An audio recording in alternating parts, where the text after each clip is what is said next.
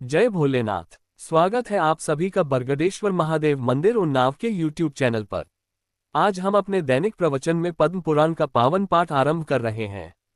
हमारा उद्देश्य है कि 18 पुराणों का ज्ञान हम रोजाना आप तक वीडियो के माध्यम से पहुंचाते रहें। हर दिन शाम 5 बजे नई वीडियो और शाम 6:30 बजे लाइव आरती दर्शन भी अवश्य देखें। चलिए भक्तिपूर्ण यात्रा की ओर बढ़ते हैं। जय भोलेनाथ। ओम श्री परमात्मने नमः। संक्षिप्त पद्म पुराण सृष्टिखंड पितृभक्ति पातिव्रत्य समता अद्रोह और विष्णु भक्ति रूप 5 महायज्ञों के विषय में ब्राह्मण नरोत्तम की कथा। अध्याय 39। भीष्म जी ने कहा, ब्राह्मण जो कर्म सबसे अधिक पुण्यजनक हो, जो संसार में सदा और सबको प्रिय जान पड़ता हो तथा पूर्व पुरुषों ने जिसका अनुष्ठान किया हो, ऐसा कर्म आप अपनी इच्छा के अनुसार सोचकर बताइए।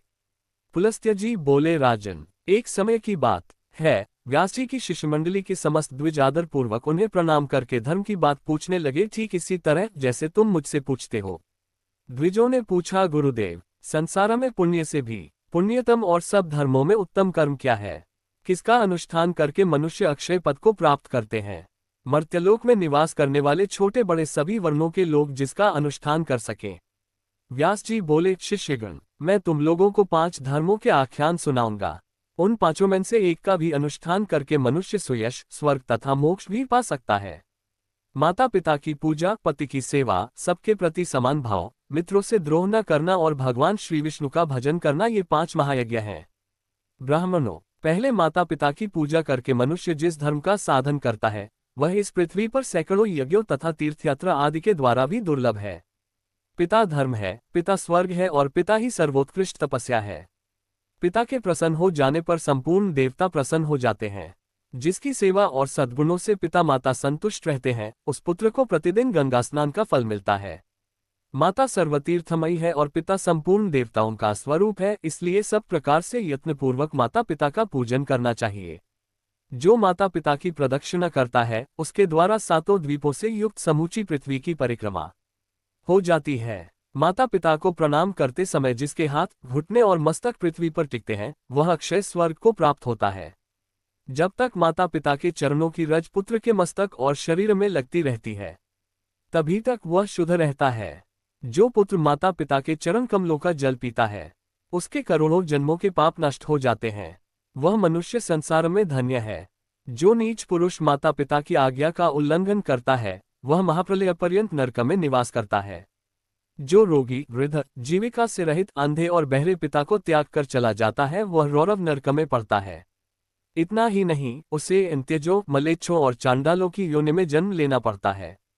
माता पिता का पालन पोषण न करने से समस्त पुण्यों का नाश हो जाता है। माता पिता की आराधना न करके पुत्र यदि तीर्थ और देवताओं का सेवन भी करे तो उसे उसका फल नहीं मिलता। ब्राह्मणों, इस विषय में मैं एक प्राचीन इतिहास कहता हूँ, यत्नपूर्वक उसका श्रवण करो। इसका श्रवण करके भूतल पर फिर कभी तुम्हें मोह नहीं व्यापेगा। पूर्व काल की बात है, नरोत्तम नाम से प्रसिद्ध एक ब्राह्मण था।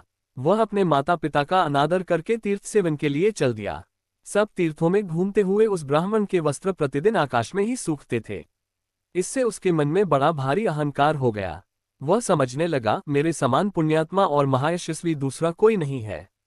एक दिन वह मुख ऊपर की ओर करके यही बात कह रहा था, इतने में ही एक बगले ने उसके मुंह पर बीट कर दी। तब ब्राह्मण ने क्रोध में आकर उसे शाप दे दिया। बेचारा बगला राख की ढेरी होकर पृथ्वी पर गिर पड़ा। बगले की मृत्यु होते ही नरोत्तम के भीतर महामोह ने प्रवेश किया।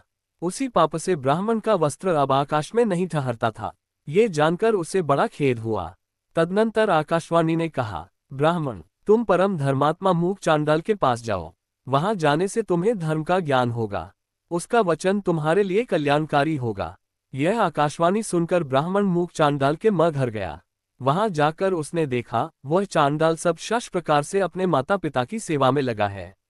जाड़े के दिनों में वह अपने माँ बाप को स्नान के लिए गर्म जल देता, उनके शरीर में तेल मलता, तापने के लिए अंगीठी जलाता, भोजन के पश्चात पान खिलाता और रुईदार कपड़े पहनने को देता था। प्रतिदिन मिष्टान भोजन के लिए परोसता और वसंत ऋतु में महुए की सुगंधित माला पहनाता था। इनके सिवा और भी जो भोग सामग्रियां प्राप्त होती उन्हें देता और भांति भांति की आवश्यकताएं पूर्ण किया करता था। गर्मी के मौसम में प्रतिदिन माता पिता को पंखा झलता था। इस प्रकार नित्य प्रति उनकी परिचर्या करके ही वह भोजन करता था। माता पिता की थकावट और कष्ट का निवारण करना उसका सदा का नियम था। इन पुण्यकर्मों के कारण चांडाल का घर बिना किसी आधार और खंभे के ही पास आकाश में स्थित था। उसके अंदर त्रिभुवन के स्वामी भगवान श्रीहरि मनोहर ब्राह्मण का रूप धारण किए नित्य क्रीड़ा करते थे। वे सत्य स्वरूप परमात्मा अपने महान सत्व में तेजस्वी विग्रह से उस चांडाल मंदिर की शोभा बढ़ाते थे। ये सब देखकर ब्राह्मण को बड़ा विस्मय हुआ। उसने मूक चांडाल से कहा, तुम मेरे पास आओ, मैं तुमसे संपूर्ण लोकों के सनातन हित की बात पूछता हूँ, उसे ठीक ठीक बताओ। मूक चांडाल बोला, विप्र, इस समय मैं माता पिता की सेवा कर रहा हूँ, आपके पास कैसे आऊँ? इनकी पूजा करके आपकी आवश्यकता पूर्ण करूंगा, तब तक मेरे दरवाजे पर ठहरिए, मैं आपका अतिथि सत्कार करूंगा।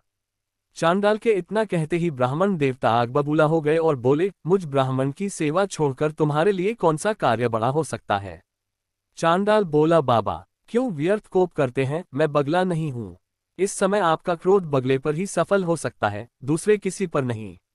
अब आपकी धोती न तो आकाश में सूखती है और न ठहर ही पाती है।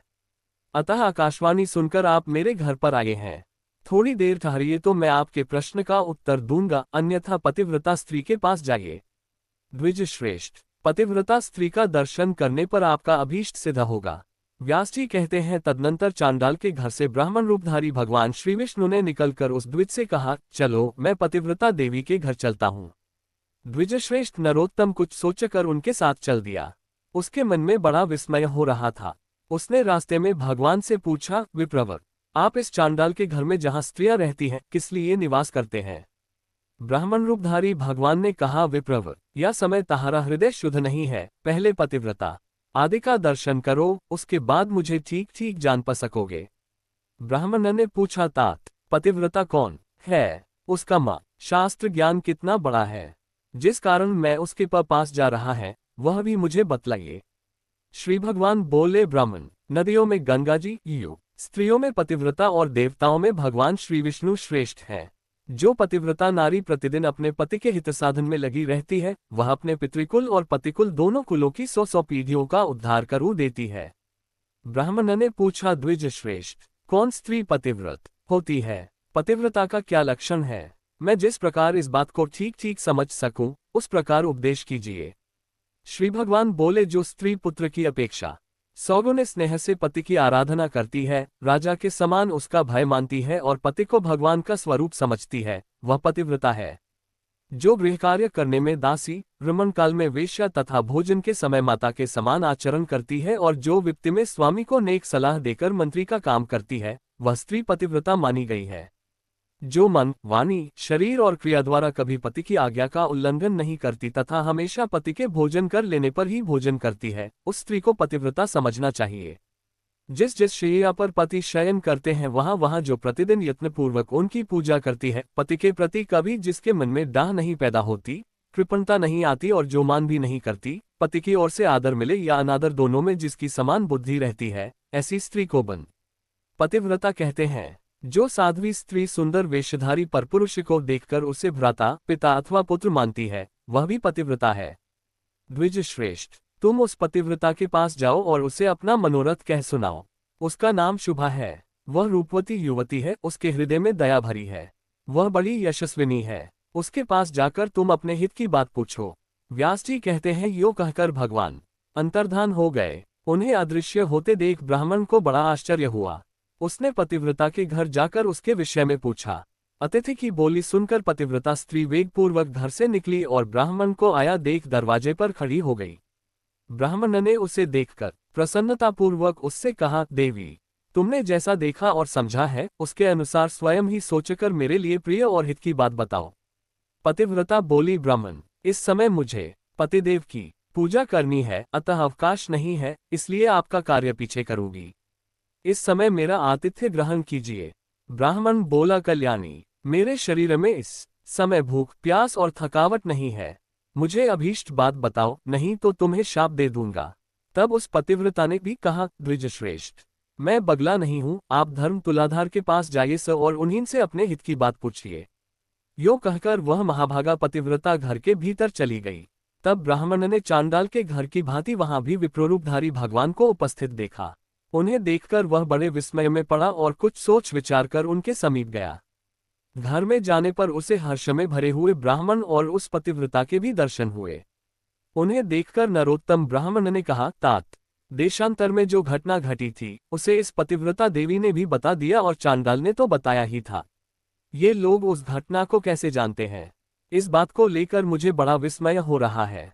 इससे बढ़कर महान आश्चर्य और क्या हो सकता है? श्री भगवान बोले, तात, महात्मा पुरुष अत्यंत पुण्य और सदाचार के बल पर सबका कारण जान लेते हैं, जिससे तुम्हें विस्मय हुआ है। मुने, बताओ, इस समय उस पतिव्रता ने तुमसे क्या कहा है? ब्राह्मण ने कहा, वह तो मुझे धर्म तुलाधार से प्रश्न करने के लिए उपदेश देती है।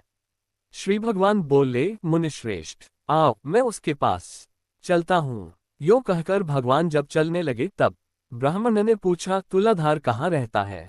श्री भगवान ने कहा, जहाँ मनुष्यों की भीड़ एकत्रित है और नाना प्रकार के द्रव्यों की बिक्री हो रही है, उस बाजार में तुलाधार वैश्य इधर उधर क्रय विक्रय करता है। उसने कभी मन, वाणी या क्रिया द्वारा किसी का कुछ बिगाड़ नहीं किया, असत्य नहीं बोला और दुष्टता नहीं की। वह सब लोगों के हित में तत्पर रहता है, सब प्राणियों में समान भाव रखता तथा ढेले, पत्थर और सुवर्ण को समान समझता है। लोग जौ, नमक, तेल, घी, अनाज की ढेरियां तथा अन्यान्य संग्रहित वस्तुएं उसकी जबान पर ही लेते देते हैं। वह प्राणांत उपस्थित होने पर भी सत्य छोड़कर कभी झूठ नहीं बोलता, अरे इसी से वह धर्म तुलाधार कहलाता है। श्री भगवान के यो कहने पर ब्राह्मण ने नाना प्रकार के सरसों को बेचते हुए तुलाधार को देखा। वह बिक्री की न वस्तुओं के संबंध में बातें कर रहा था। बहुत से पुरुष और स्त्रियां उसे चारों ओर से घेर कर खड़ी थीं। ब्राह्मण को उपस्थित देख तुलाधार ने मधुर वाणी में पूछा, ब्राह्मण, यहाँ कैसे पधारना हुआ? ब्राह्मण ने कहा, मुझे धर्म का उपदेश करो, मैं इसीलिए तुम्हारे पास आया हूँ। तुलाधार बोला, विप्रवर, जब तक लोग मेरे पास रहेंगे तब तक मैं निश्चिंत नहीं हो सकूंगा। पहर भर रात तक यही हालत रहेगी। अतः आप मेरा उपदेश मानकर धर्माकर के पास जाइए। बगले की मृत्यु से होने वाला दोष और आकाश में धोती सुखाने का रहस्य, ये सभी बातें आगे आपको मालूम हो जाएंगी। धर्माकर का नाम अद्रोहक है, वे बड़े सज्जन हैं, उनके पास जाइए, वहां उनके उपदेश से आपकी कामना सफल होगी। यो कहकर तुलाधार खरीद बिक्री में लग गया। नरोत्तम ने विप्ररूपधारी भगवान से पूछा, तात, अब मैं तुलाधार के कथनानुसार सज्जन अद्रोहक के पास जाऊंगा, परंतु मैं उनका घर नहीं जानता। श्री भगवान बोले, चलो मैं तुम्हारे साथ उनके घर चलूंगा। तदनंतर मार्ग में जाते हुए भगवान से ब्राह्मण ने पूछा, तात, तुलाधार न तो देवताओं एवं ऋषियों का और न पितरों का ही तर्पण करता है, फिर देशांतर में संघटित हुए मेरे वृतांत को वह कैसे जानता है? इससे मुझे बड़ा विस्मय होता है। आप इसका सब कारण बताइए। श्री भगवान बोले, ब्राह्मण, उसने सत्य और समता से तीनों लोकों को जीत लिया है, इसी से उसके ऊपर पितर, देवता तथा मुनि भी संतुष्ट रहते हैं। धर्मात्मा तुलाधार उपर्युक्त गुणों के कारण ही भूत और भविष्य की सब बातें जानता है। सत्य से बढ़कर कोई धर्म और झूठ से बड़ा दूसरा कोई पाप नहीं है।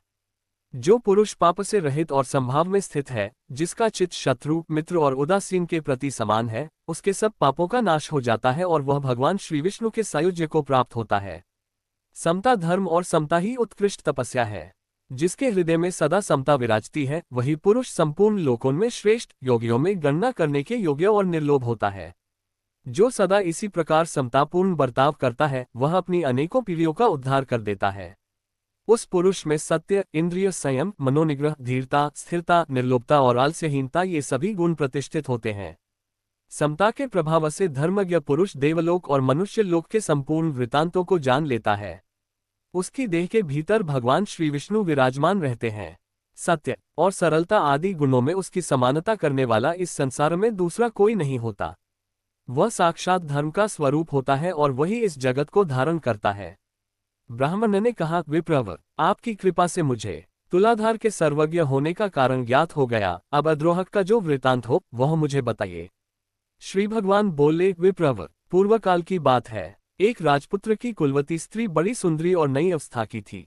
वह कामदेव की पत्नी रति और इंद्र की पत्नी शची के समान मन को हरने वाली थी। राजकुमार उसे अपने प्राणों के समान प्यार करते थे। उस सुंदरी भार्या का नाम भी सुंदरी ही था। एक दिन राजकुमार को राजकार्य के लिए ही अकस्मात बाहर जाने के लिए उद्यत होना पड़ा। उन्होंने मन ही मन सोचा, मैं प्राणों से भी बढ़कर प्यारी अपनी इस भार्या को किस स्थान पर रखूं, जिससे इसके सतीत्व की रक्षा निश्चित रूप से हो सके। इस बात पर खूब विचार करके राजकुमार सहसा अद्रोहक के घर पर आए और उनसे अपनी पत्नी की रक्षा का प्रस्ताव करने लगे। उनकी बात सुनकर अद्रोहक को बड़ा विस्मय हुआ। वे बोले, तात, न तो मैं आपका पिता हूँ, न भाई हूँ, न बांधव हूँ, न आपकी पत्नी के पिता माता के कुल का ही, तथा सुहृदों में से भी कोई नहीं हूँ, फिर मेरे घर में इसको रखने से आप किस प्रकार निश्चिंत हो सकेंगे। राजकुमार बोले, महात्मन, इस संसार में आपके समान धर्मज्ञ और जितेंद्रिय पुरुष दूसरा कोई नहीं है। ये सुनकर अद्रोहक ने उस विज्ञ राजकुमार से कहा, भैया, मुझे दोष न देना, इस त्रिभुवन मोहिनी भार्या की रक्षा करने में कौन पुरुष समर्थ हो सकता है। राजपुत्र ने कहा, मैं सब बातों का भलीभांति विचार करके ही आपके पास आया हूँ। यह आपके घर में रहे, अब मैं जाता हूँ। राजकुमार के यो कहने पर वे फिर बोले, भैया, इस शोभासंपन्न नगर में बहुतेरे कामी पुरुष भरे पड़े हैं, यहाँ किसी स्त्री के सतीत्व की रक्षा कैसे हो सकती है। राजकुमार पुनः बोले, जैसे भी हो रक्षा कीजिए, मैं तो अब जाता हूँ। गृहस्थ अद्रोहक ने धर्म संकट में पड़कर कहा, तात, मैं उचित और हितकारी समझकर इसके साथ सदा अनुचित बर्ताव करूंगा और उसी अवस्था में ऐसी स्त्री सदा मेरे घर में सुरक्षित रह सकती है। अन्यथा इस अरक्ष्य वस्तु की रक्षा के लिए आप ही कोई अनुकूल और प्रिय उपाय बतलाइए। इसे मेरी शैया पर मेरे एक और मेरी स्त्री के साथ शयन करना होगा। फिर भी यदि आप इसे अपनी वल्लभा समझें तब तो ये रह सकती है, नहीं तो यहाँ से चली जाए। ये सुनकर राजकुमार ने एक क्षण तक कुछ विचार किया, फिर बोले, तात, मुझे आपकी बात स्वीकार है, आपको जो अनुकूल जान पड़े वही कीजिए। ऐसा कहकर राजकुमार अपनी पत्नी से बोले, सुंदरी, तुम इनके कथनानुसार सब कार्य करना, तुम पर कोई दोष नहीं आएगा, इसके लिए मेरी आज्ञा है। यो कहकर वे अपने पिता महाराज के आदेश से गंतव्य स्थान को चले गए। तदनंतर रात में अद्रोहक ने जैसा कहा था वैसा ही किया। वे धर्मात्मा नित्य प्रति दोनों स्त्रियों के बीच में शयन करते थे, फिर भी वे अपनी और पराई स्त्री के विषय में कभी धर्म से विचलित नहीं होते थे। अपनी स्त्री के स्पर्श से ही उनके मन में कामोपभोग की इच्छा होती थी। इधर राजकुमार की स्त्री के स्तन भी बार बार उनकी पीठ में लग जाते थे, किंतु उसका उनके प्रति वैसा ही भाव होता था जैसा बालक पुत्र का माता के स्तनों के प्रति होता है। वे प्रतिदिन उसके प्रति मातृभाव को ही दृढ़ रखते थे। क्रमशः उनके हृदय से स्त्री संभोग की इच्छा ही जाती रही। इस प्रकार 6 मास व्यतीत होने पर राजकुमारी के पति अद्रोहक के नगर में आए। उन्होंने लोगों से अद्रोहक तथा अपनी स्त्री के बर्ताव के संबंध में पूछा। लोगों ने भी अपनी अपनी रुचि के अनुसार उत्तर दिया। कोई राजकुमार के प्रबंध को उत्तम बताते थे, कुछ नौजवान उनकी बात सुनकर आश्चर्य में पड़ जाते थे और कुछ लोग इस प्रकार उत्तर देते थे, भाई, तुमने अपनी स्त्री उसे सौंप दी है और वह उसी के साथ शयन करता है। स्त्री और पुरुष में एकत्र संसर्ग होने पर दोनों के मन शांत कैसे रह सकते हैं। अद्रोहक ने अपने धर्माचरण के बल से लोगों की कुत्सित चर्चा सुन ली। तब उनके मन में लोकनिंदा से मुक्त होने का शुभ संकल्प प्रकट हुआ। उन्होंने स्वयं लकड़ी एकत्रित करके एक बहुत बड़ी चिता बनाई और उसमें आग लगा दी। चिता प्रज्वलित हो उठी। इसी समय प्रतापी राजकुमार अद्रोहक के घर आ पहुंचे। वहां उन्होंने अद्रोहक तथा अपनी पत्नी को भी देखा। पत्नी का मुख प्रसन्नता से खिला हुआ था और अद्रोहक अत्यंत विषादयुक्त थे। उन दोनों की मानसिक स्थिति जानकर राजकुमार ने कहा, भाई, मैं आपका मित्र हूं और बहुत दिनों के बाद यहाँ लौटा हूं, आप मुझसे बातचीत क्यों नहीं करते। अद्रोहक ने कहा, मित्र, मैंने आपके हित के लिए जो दुष्कर कर्म किया है वह लोक निंदा के कारण व्यर्थ सा हो गया है। अतः अब मैं अग्नि में प्रवेश करूंगा। संपूर्ण देवता और मनुष्य मेरे इस कार्य को देखें। श्री भगवान कहते हैं, ऐसा कहकर महाभाग अद्रोहक अग्नि में प्रवेश कर गए, किंतु अग्नि उनके शरीर, वस्त्र और केशों को जला नहीं सका। आकाश में खड़े समस्त देवता प्रसन्न होकर उन्हें साधुवाद देने लगे। सबने चारों ओर से उनके मस्तक पर फूलों की वर्षा की। जिन जिन लोगों ने राजकुमार की पत्नी और श्री अद्रोहक के संबंध में कलंकपूर्ण बात कही थी, उनके मुंह पर नाना प्रकार की कोढ़ हो गई। देवताओं ने वहां उपस्थित हो अद्रोहक को आग से खींचकर बाहर निकाला और प्रसन्नतापूर्वक दिव्य पुष्पों से उनका पूजन किया। उनका चरित्र सुनकर मुनियों को भी बड़ा विस्मय हुआ। समस्त मुनिवरों तथा विभिन्न वर्णों के मनुष्यों ने उन महातेजस्वी महात्मा का पूजन किया और उन्होंने भी सबका विशेष आदर किया। उस समय देवताओं, असुरों और मनुष्यों ने मिलकर उनका नाम सज्जन अद्रोहक रखा। उनके चरणों की धूलि से पवित्र हुई भूमि के ऊपर खेती की उपज अधिक होने लगी। देवताओं ने राजकुमार से कहा, तुम अपनी इस स्त्री को स्वीकार करो। इन अद्रोहक के समान कोई मनुष्य इस संसार में नहीं हुआ है। इस समय इस पृथ्वी पर दूसरा कोई ऐसा पुरुष नहीं है जिसे काम और लोभ ने परास्त न किया हो। देवता, असुर, मनुष्य, राक्षस, मृग, पक्षी और कीट आदि संपूर्ण प्राणियों के लिए ये काम दुर्जय है। काम, लोभ और क्रोध के कारण ही प्राणियों को सदा जन्म लेना पड़ता है। काम ही संसार बंधन में डालने वाला है। प्रायः कहीं भी कामरहित पुरुष का मिलना कठिन है।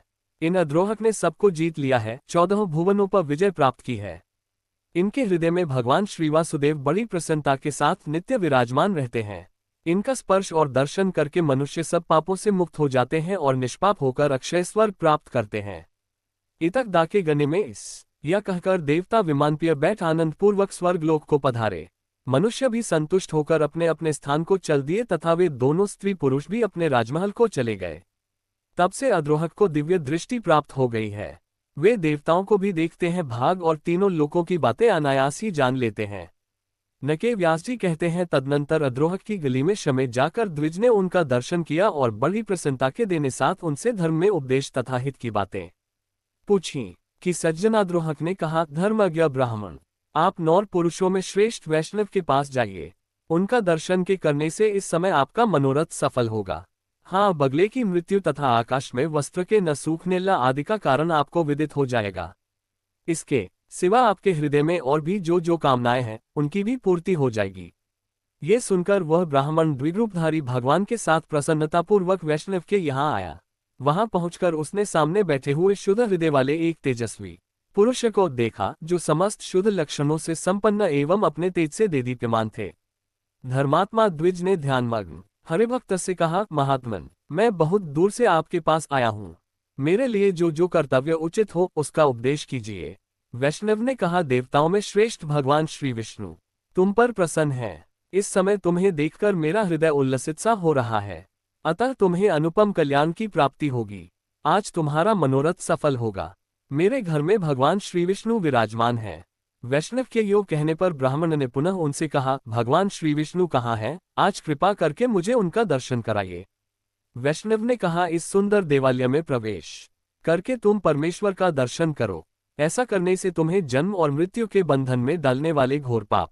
उनकी बात सुनकर जब ब्राह्मण ने देव मंदिर में प्रवेश किया तो देखा वे ही विप्रोरूपधारी भगवान तू कमल के आसन पर विराजमान हैं। ब्राह्मण ने मस्तक झुकाकर उन्हें प्रणाम किया और बड़ी प्रसन्नता के साथ उनके दोनों चरण पकड़कर कहा, देवेश्वर, अब मुझ पर प्रसन्न होइए। मैंने पहले आपको नहीं पहचाना था। प्रभु, इस लोक और परलोक में भी मैं आपका किंकर बना रहूं। मधुसूदन, मुझे अपने ऊपर आपका प्रत्यक्ष अनुग्रह दिखाई दिया है। यदि मुझ पर कृपा हो तो मैं आपका साक्षात स्वरूप देखना चाहता हूँ। भगवान श्री विष्णु बोले, भूदेव, तुम्हारे ऊपर मेरा प्रेम सदा ही बना रहता है। मैंने स्नेहवश ही तुम्हें पुण्यात्मा महापुरुषों का दर्शन कराया है। पुण्यवान महात्माओं के एक बार भी दर्शन, स्पर्श, ध्यान एवं नामोच्चारण करने से तथा उनके साथ वार्तालाप करने से मनुष्य अक्षय स्वर्ग का सुख भोगता है। महापुरुषों का नित्य संत करने से सब पापों का नाश हो जाता है तथा मनुष्य अनंत सुख भोगकर मेरे स्वरूप में लीन होता है। जो मनुष्य पुण्य तीर्थों में स्नान करके शंकर जी तथा पुण्यात्मा पुरुषों के आश्रम का दर्शन करता है, वह भी मेरे शरीर में लीन हो जाता है। एकादशी तिथि को जो मेरा ही दिन हरिवासर है, उपवास करके जो लोगों के सामने पुण्यमयी कथा कहता है, वह भी मेरे स्वरूप में लीन हो जाता है। मेरे चरित्र का श्रवण करते हुए जो रात्रि में जागता है, उसका भी मेरे शरीर में लय होता है। विप्रवर, जो प्रतिदिन ऊंचे बाजा बजाते हुए मेरे स्वर से गीत गाते और नामों का स्मरण करता है, उसका भी मेरी देह में लय होता है। जिसका मन तपस्वी, राजा और गुरुजनों से कभी दौड़ नहीं करवा, वह भी मेरे स्वरूप में क्षिप्त पद्म पुराण दर में लीन होता है। तुम मेरे भक्त और तीर्थ स्वरूप हो, किंतु तुमने बगले की मृत्यु के लिए जो शाप दिया था, उसके दोष से छुटकारा दिलाने के लिए मैंने ही वहां उपस्थित होकर कहा कि तुम पुण्यवानों में श्रेष्ठ और तीर्थ स्वरूप महात्मा मूक चांडाल के पास जाओ। तात, उस महात्मा का दर्शन करके तुमने देखा ही था कि वह भी किस प्रकार अपने माता पिता का पूजन करता था। उन सभी महात्माओं के दर्शन से, उनके साथ वार्तालाप दी करने से और मेरा संपर्क होने से आज तुम मेरे मंदिर में न आए हो। करोड़ों जन्मों के बाद जिसके पापों का क्षय होता है, वह धर्मज्ञ पुरुष मेरा दर्शन करता है, जिससे उसे प्रसन्नता प्राप्त होती है। वत्स, मेरे ही अनुग्रह से तुमको मेरा दर्शन हुआ है, इसलिए तुम्हारे मन में जो इच्छा हो उसके अनुसार मुझसे वरदान मांग लो। ब्राह्मण बोला, नाथ, मेरा मन सर्वथा आपके ही ध्यान में स्थित रहे। संपूर्ण लोकों के स्वामी माधव, आपके सिवा कोई भी दूसरी वस्तु मुझे कभी प्रिय न लगे। श्री भगवान ने कहा, निष्पाप ब्राह्मण, तुम्हारी बुद्धि में सदा ऐसा उत्तम विचार जागृत रहता है, इसलिए तुम मेरे धाम में आकर मेरे ही समान दिव्य भोगों का उपभोग करोगे। किंतु तुम्हारे माता पिता तुमसे आदर नहीं पा रहे हैं, अतः पहले माता पिता की पूजा करो, इसके बाद मेरे स्वरूप को प्राप्त हो सकोगे। उनके दुखपूर्ण उच्छ्वास और क्रोध से तुम्हारी तपस्या प्रतिदिन नष्ट हो रही है। जिस पुत्र के ऊपर सदा ही माता पिता का कोप रहता है, उसको नरक में पड़ने से मैं, ब्रह्मा तथा महादेव जी भी नहीं रोक सकते। इसलिए तुम माता पिता के पास जाओ और यत्नपूर्वक उनकी पूजा करो, फिर उन्हीं की कृपा से तुम मेरे पद को प्राप्त होगे। व्यास जी कहते हैं, जगतगुरु भगवान के ऐसा कहने पर द्विजश्रेष्ठ नरोत्तम ने फिर इस प्रकार कहा, नाथ, यदि आप मुझ पर प्रसन्न हैं तो मुझे अपने म स्वरूप का दर्शन कराइए। तब संपूर्ण लोकों के एकमात्र कर्ता एवं ब्राह्मण हितैषी भगवान ने नरोत्तम के प्रेम से प्रसन्न होकर उस पुण्यकर्मा ब्राह्मण को शंख, चक्र, गदा और पद्म धारण किए अपने पुरुषोत्तम रूप का दर्शन कराया। उनके तेज से संपूर्ण जगत व्याप्त हो रहा था। ब्राह्मण ने दंड की भांति धरती पर गिरकर को प्रणाम किया और कहा, जगदीश्वर, आज मेरा जन्म सफल हुआ, आज मेरे नेत्र कल्याणमय हो गए। इस समय मेरे दोनों हाथ प्रशस्त हो गए, आज मैं भी धन्य हो गया। मेरे पूर्वज सनातन ब्रह्मलोक को जा रहे हैं। जनार्दन, आज आपकी कृपा से मेरे बंधु बांधव आनंदित हो रहे हैं। इस समय मेरे सभी मनोरथ सिद्ध हो गए। किंतु नाथ, मूक, चांडाल आदि ज्ञानी महात्माओं की बात सोचकर मुझे बड़ा विस्मय हो रहा है। भला वे लोग देशांतर में होने वाले मेरे वृतांत को कैसे जानते हैं? मूक चांडाल के घर में आप अत्यंत सुंदर ब्राह्मण का रूप धारण किए विराजमान थे। इसी प्रकार पतिव्रता के घर में, तुलाधार के यहाँ, मित्राद्रोहक के भवन में तथा इन वैष्णव महात्मा के मंदिर में भी आपका दर्शन हुआ है। इन सब बातों का यथार्थ रहस्य क्या है? मुझ पर अनुग्रह करके बताइए। श्री भगवान ने कहा, विप्रवर, मूक चांडाल सदा अपने माता पिता में भक्ति रखता है। शुभा देवी पतिव्रता है। तुलाधार सत्यवादी है और सब लोगों के प्रति समान भाव रखता है। अद्रोहक ने लोभ और काम पर विजय पाई है तथा वैष्णव मेरा अनन्य भक्त है। इन्हीं सद्गुणों के कारण प्रसन्न होकर मैं इन सब के घर में सानंद निवास करता हूँ। मेरे साथ सरस्वती और लक्ष्मी भी इन लोगों के यहाँ मौजूद रहती हैं। मूक चांडाल त्रिभुवन में सबका कल्याण करने वाला है। चांडाल होने पर भी वह सदाचार में स्थित है, इसलिए देवता उसे ब्राह्मण मानते हैं। पुण्य कर्म द्वारा मूक चांडाल की समानता करने वाला इस संसार में दूसरा कोई नहीं है। वह सदा माता पिता की भक्ति में संलग्न रहता है। उसने अपनी इस भक्ति के बल से तीनों लोकों को जीत लिया है। उसकी माता पिता के प्रति भक्ति देखकर मैं बहुत संतुष्ट रहता हूँ और इसीलिए उसके घर के भीतर आकाश में संपूर्ण देवताओं के साथ ब्राह्मण रूप से निवास करता हूँ। इसी प्रकार मैं उस पतिव्रता के, तुलाधार के, अद्रोहक के और इस वैष्णव के घर में भी सदा निवास करता हूँ। धर्मज्ञ, एक मुहूर्त के लिए भी मैं इन लोगों का घर नहीं छोड़ता। जो पुण्यात्मा है वे ही मेरा प्रतिदिन दर्शन पाते हैं, दूसरे पापी मनुष्य नहीं। तुमने अपने पुण्य के प्रभाव से और मेरे अनुग्रह के कारण मेरा दर्शन किया है। अब मैं क्रमशः उन महात्माओं के सदाचार का वर्णन करूंगा, तुम ध्यान देकर सुनो। ऐसे वर्णनों को सुनकर मनुष्य जन्म और मृत्यु के बंधन से सर्वथा मुक्त हो जाता है। देवताओं में भी पिता और माता से बढ़कर तीर्थ नहीं है। जिसने माता पिता की आराधना की है वही पुरुषों में श्रेष्ठ है। वह मेरे हृदय में रहता है और मैं उसके हृदय में। हम दोनों में कोई अंतर नहीं रह जाता। इहलोक और परलोक में भी वह मेरे ही समान पूज्य है। अपने समस्त बंधु बांधवों के साथ मेरे रमणीय धाम में पहुंचकर मुझमें ही लीन हो जाता है।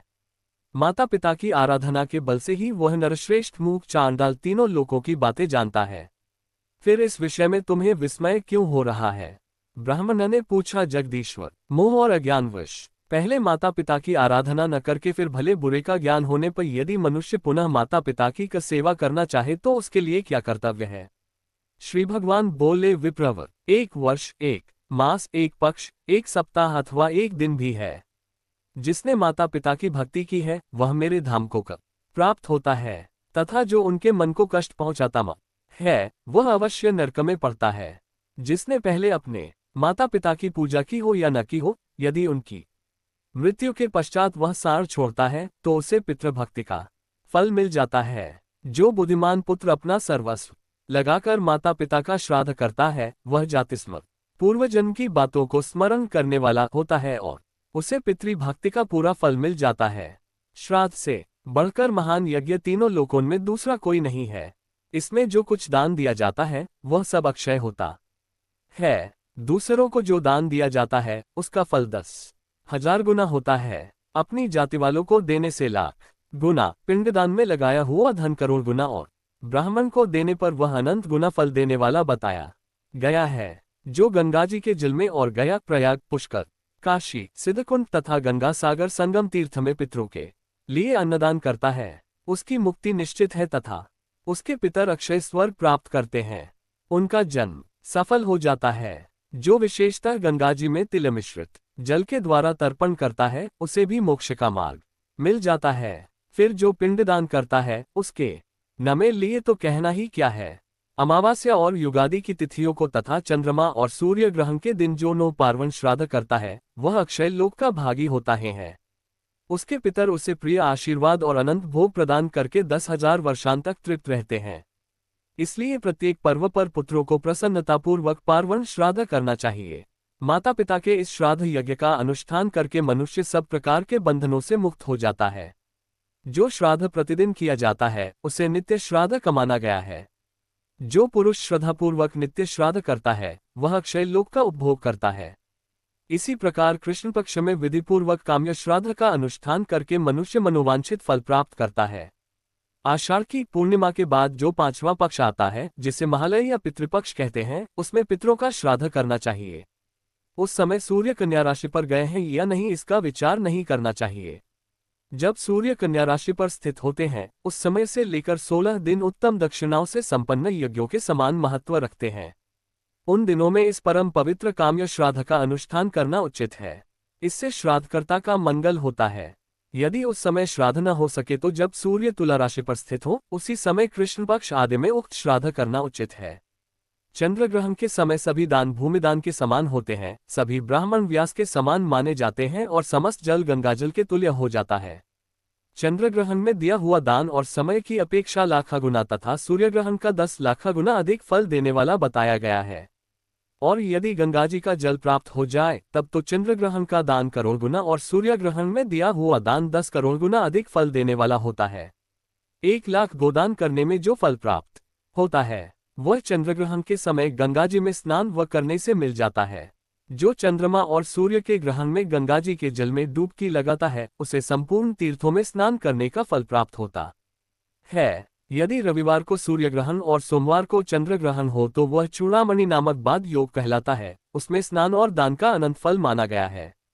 उस समय पुण्य तीर्थ में पहले उपवास करके जो पुरुष पिंडदान, तर्पण तथा धन दान करता है, वह सत्यलोक में प्रतिष्ठित होता है। ब्राह्मण ने पूछा, देव, आपने पिता के लिए किए जाने वाले श्राद्ध नामक महायज्ञ का वर्णन किया। अब ये बताइए कि पुत्र को पिता के जीते जी क्या करना चाहिए, कौन सा कर्म करके बुद्धिमान पुत्र को जन्म जन्मांतरों में परम कल्याण की प्राप्ति हो सकती है। ये सब बातें यत्नपूर्वक बताने की कृपा कीजिए। श्री भगवान बोले, विप्रवर, पिता को देवता के समान समझकर उनकी पूजा करनी चाहिए और पुत्र की भांति उन पर स्नेह रखना चाहिए। कभी मन से भी उनकी आज्ञा का उल्लंघन नहीं करना चाहिए। जो पुत्र रोगी पिता की भलीभांति परिचर्या करता है, उसे अक्षय स्वर्ग की प्राप्ति होती है और वह सदा देवताओं द्वारा पूजित होता है। पिता जब मरणासन होकर मृत्यु के लक्षण देख रहे हो, उस समय भी उनका पूजन करके पुत्र देवताओं के समान हो जाता है। पिता की सद्गति के निमित्त विधिपूर्वक उपवास करने से जो लाभ होता है, अब उसका वर्णन करता हूँ, सुनो। 1000 अश्वमेध और 100 राजसूय यज्ञ करने से जो पुण्य होता है, वही पुण्य पिता के निमित्त उपवास करने से प्राप्त होता है। वही उपवास यदि तीर्थ में किया जाए तो उन दोनों यज्ञों से करोड़ गुना अधिक फल होता है। जिस श्रेष्ठ पुरुष के प्राण गंगाजी के जल में छूटते हैं, वह पुनः माता के दूध का पान नहीं करता, वरमुक्त हो जाता है। जो अपने इच्छानुसार वाराणस्या त्यजेद्यस्तु प्राणांश्चैव यद्रच्छया अभीष्टम नान काशी में रहकर प्राण त्याग करता है, वह मनोवांछित पुण्य में हन नक्कलबासरता नमे फल भोग कर मेरे स्वरूप में लीन हो जाता है। योगयुक्त नैष्ठिक ब्रह्मचारी मुनियों को जिस गति की प्राप्ति होती है, वही गति ब्रह्मपुत्र नदी की 7 धाराओं में प्राण त्याग करने वाले को मिलती है। विशेषतः अंतकाल में जो सोन नदी के उत्तर तट का आश्रय लेकर विधिपूर्वक प्राण त्याग करता है, वह मेरी समानता को प्राप्त होता है। जिस मनुष्य की मृत्यु घर के भीतर होती है, उस घर के छप में जितनी गांठें बंधी रहती हैं, उतने ही नए बंधन उसके शरीर में भी बंध जाते हैं। 1-1 वर्ष के बाद उसका एक बंधन खुलता है।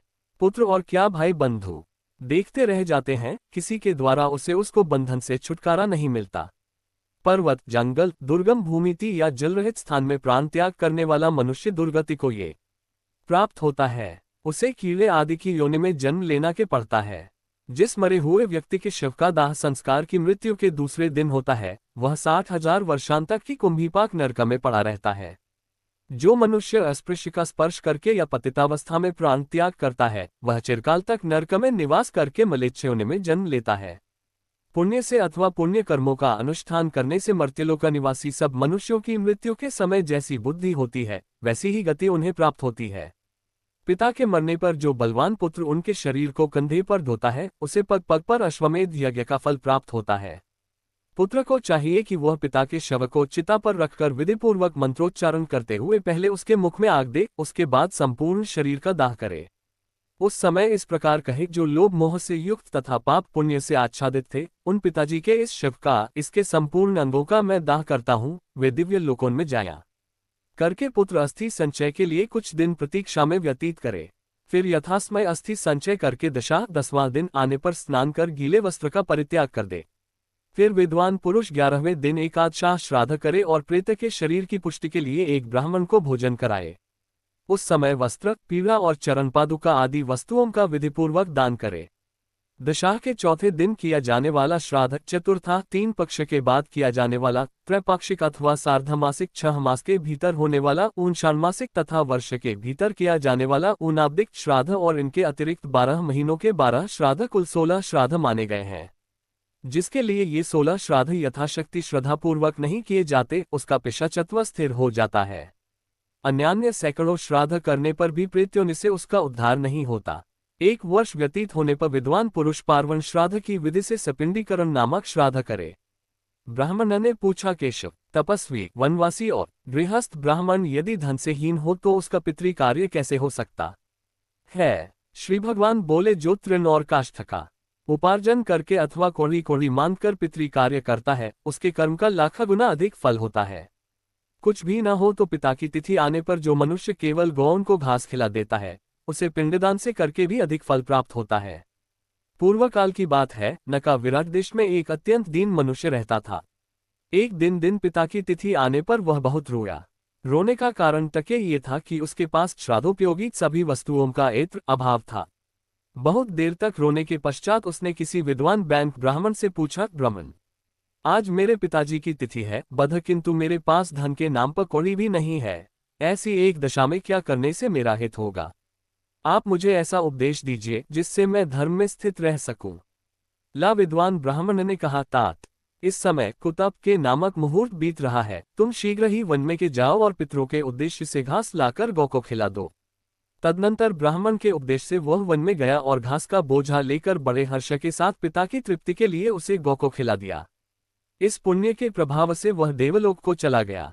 पितृयज्ञ से बढ़कर दूसरा कोई धर्म नहीं है, इसलिए पूर्ण प्रयत्न करके अपनी शक्ति के अनुसार मात्सर्य भाव का त्याग करके श्राद्ध करना चाहिए। जो मनुष्य लोगों के सामने इस धर्म संतान धर्म का विस्तार करने वाले अध्याय का पाठ करता है, उसे प्रत्येक लोक में गंगा जी के जल में स्नान करने का फल प्राप्त होता है। जिसने प्रत्येक जन्म में महापातकों का संग्रह किया हो, उसका वह सारा संग्रह इस अध्याय का एक बार पाठ या श्रवण करने पर नष्ट हो जाता है। आशा है आज का पद्म पुराण पाठ आपके जीवन में शांति और आशीर्वाद लाएगा। कृपया चैनल को लाइक, शेयर और सब्सक्राइब अवश्य करें। शाम 6:30 बजे लाइव आरती दर्शन में जरूर जुड़ें। फिर मिलेंगे कल शाम 5 बजे एक नए अध्याय के साथ। जय भोलेनाथ।